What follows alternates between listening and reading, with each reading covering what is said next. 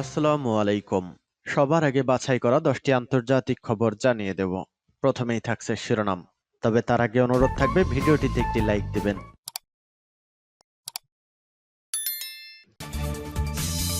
দখলদার ইসরায়েলি বাহিনী এবং ফিলিস্তিন পুরোদমে যুদ্ধ চলছে।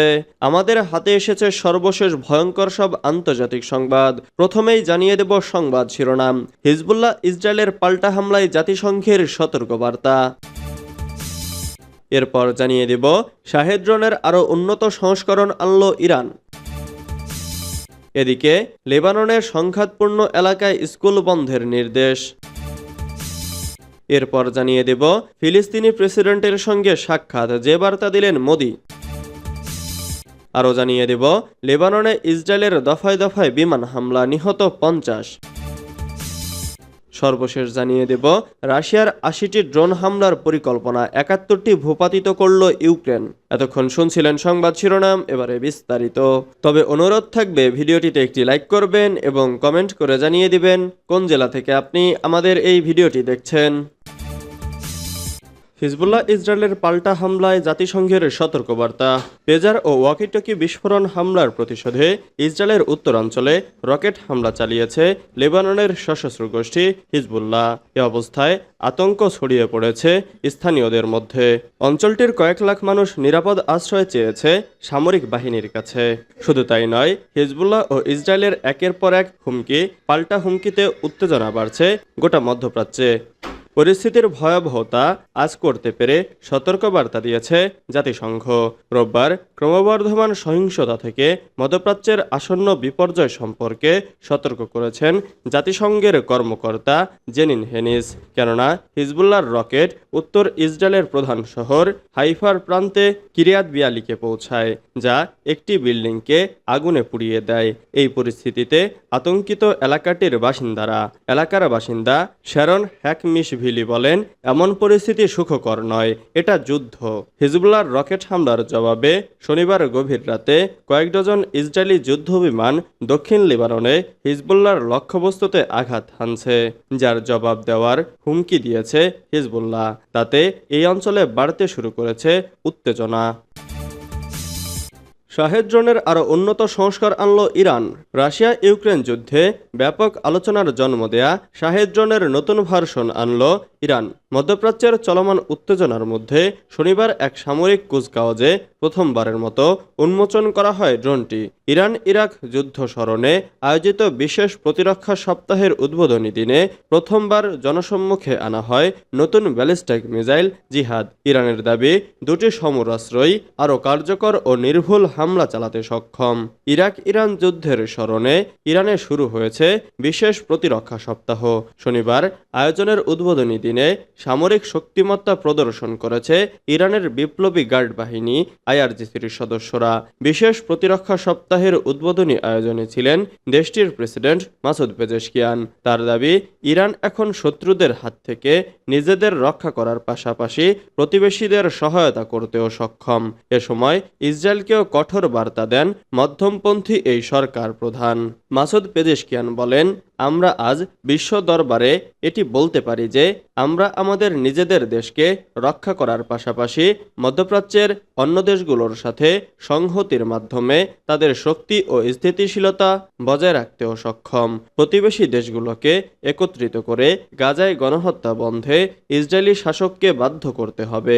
নারী, শিশু ও বয়স্কদের ওপর যে জঘন্য বর্বরতা চালানো হচ্ছে তা বন্ধ করতে হবে। লেবাননে সংঘাতপূর্ণ এলাকায় স্কুল বন্ধের নির্দেশ।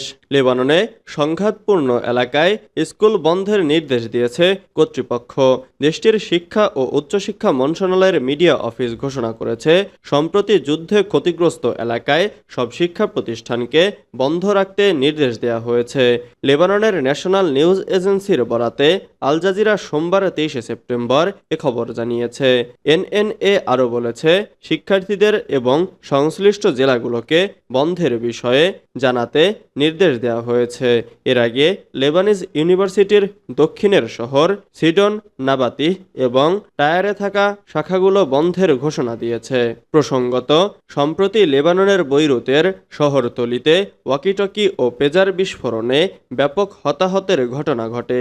ইসরায়েলি ওই হামলায় হিজবুল্লাহর একাধিক ঊর্ধ্বতন কমান্ডার সহ ৩৭ জন নিহত হন। প্রতিশোধ নিতে রবিবার ২২ সেপ্টেম্বর ইসরায়েলের উত্তরাঞ্চলে ঝাঁকে ঝাঁকে রকেট ছুড়ে লেবাননের সশস্ত্র গোষ্ঠীটি। হিজবুল্লাহর মুহুর্মুহু এই রকেট হামলায় ইসরায়েলের রামাত ডেভিড ঘাঁটি সহ আশেপাশের এলাকায় ব্যাপক আতঙ্ক ছড়িয়ে পড়ে। ফিলিস্তিনি প্রেসিডেন্টের সঙ্গে সাক্ষাৎ, যে বার্তা দিলেন মোদি। নিউ ইয়র্কে জাতিসংঘের সাধারণ পরিষদের অধিবেশনের ফাঁকে ফিলিস্তিনের প্রেসিডেন্ট মাহমুদ আব্বাসের সঙ্গে দ্বিপাক্ষিক বৈঠক করেছেন ভারতের প্রধানমন্ত্রী নরেন্দ্র মোদি।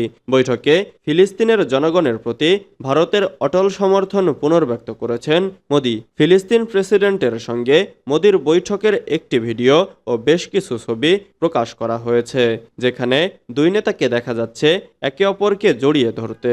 পরবর্তীতে যা সামাজিক যোগাযোগ মাধ্যম এক্সে প্রকাশ করেছেন মোদি। ফিলিস্তিনের প্রেসিডেন্টের সঙ্গে মোদির বৈঠক নিয়ে এক বিবৃতিতে বলা হয়েছে, গাজায় উদ্ভূত মানবিক সংকট এবং এই অঞ্চলে নিরাপত্তা পরিস্থিতির অবনতির বিষয়ে গভীর উদ্বেগ প্রকাশ করেছেন মোদি। অব্যাহত মানবিক সহায়তা সহ ফিলিস্তিনের জনগণের প্রতি ভারতের অটল সমর্থন পুনর্নিশ্চিত করেছেন তিনি।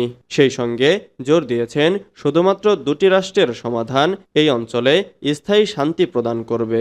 এছাড়া তিনি বলেন, ভারত ফিলিস্তিনকে স্বীকৃতি দেওয়া প্রথম দেশগুলির মধ্যে একটি ছিল। তিনি জাতিসংঘে ফিলিস্তিনি সদস্যতার প্রতি ভারতের অব্যাহত সমর্থন জানিয়েছেন। লেবাননে ইসরায়েলের দফায় দফায় বিমান হামলা, নিহত ৫০। লেবাননে ফের বিমান হামলা চালিয়েছে ইসরায়েল। হিজবুল্লাহর সঙ্গে চলমান সংঘাতের ধারাবাহিকতায় সোমবার ২৩ সেপ্টেম্বর সকালে লেবাননের দক্ষিণ ও পূর্বাঞ্চলে বেশ কয়েক দফায় বিমান হামলা চালিয়েছে ইসরায়েলি বাহিনী। হামলায় অন্তত ৫০ জন নিহত ও ৩০০ জনের বেশি আহত হয়েছেন। লেবাননের স্বাস্থ্য মন্ত্রণালয় বলছে, হামলায় নিহত ও আহতদের মধ্যে শিশু, নারী ও প্যারামেডিক সদস্য রয়েছেন। গত কয়েকদিন ধরে ইসরায়েল ও হিজবুল্লাহ একে অপরের বিরুদ্ধে হামলা পাল্টা হামলা চালিয়ে যাচ্ছে। এতে মধ্যপ্রাচ্য জুড়ে একটি পূর্ণমাত্রার যুদ্ধ ছড়িয়ে পড়ার উদ্বেগ বাড়ছে। আল জাজিরার প্রতিবেদন মতে, ইসরায়েলি সেনাবাহিনী সোমবার সকালে লেবাননে প্রায় ১৫০টি বিমান হামলা চালিয়েছে। স্থানীয় বাসিন্দারা জানিয়েছেন, লেবাননের বন্দর শহর বাইবলসের পূর্বে একটি জনবসতিহীন পাহাড়ে একটি রকেট আঘাত হানে। লেবাননের রাষ্ট্রীয় গণমাধ্যম ন্যাশনাল নিউজ এজেন্সি জানিয়েছে, পূর্ব ও দক্ষিণ লেবাননে ইসরায়েলি হামলায় ৫০ জন নিহত ও ৩০০ জন আহত হয়েছেন। ইসরায়েলি সামরিক বাহিনীর মুখপাত্র বলেছেন, লেবাননে ব্যাপক আক্রমণ শুরু করেছে। হিজবুল্লাহর স্থাপনাগুলো লক্ষ্য করে আগাম হামলা চালানো হয়েছে। রাশিয়ার ৮০টি ড্রোন হামলার পরিকল্পনা, ৭১টি ভূপাতিত করল ইউক্রেন। রাশিয়ার ড্রোন হামলার বড় পরিকল্পনা ব্যর্থ করে দেওয়ার দাবি করেছে ইউক্রেনের আকাশ প্রতিরক্ষা ইউনিট। ইউক্রেনের বিমান বাহিনী জানিয়েছে, রাশিয়া গতকাল রাতে প্রায় ৮০টি ড্রোন পাঠিয়েছিল হামলার উদ্দেশ্যে। তবে ইউক্রেনের দক্ষ আকাশ প্রতিরক্ষা ব্যবস্থা ৭১টি ড্রোন সফলভাবে ভূপাতিত করেছে। টেলিগ্রামে দেওয়া এক বার্তায় ইউক্রেনের বিমান বাহিনী দাবি করেছে, রাশিয়ার ড্রোনগুলো ইউক্রেনের বিভিন্ন অঞ্চল লক্ষ্য করে আক্রমণের চেষ্টা করছিল।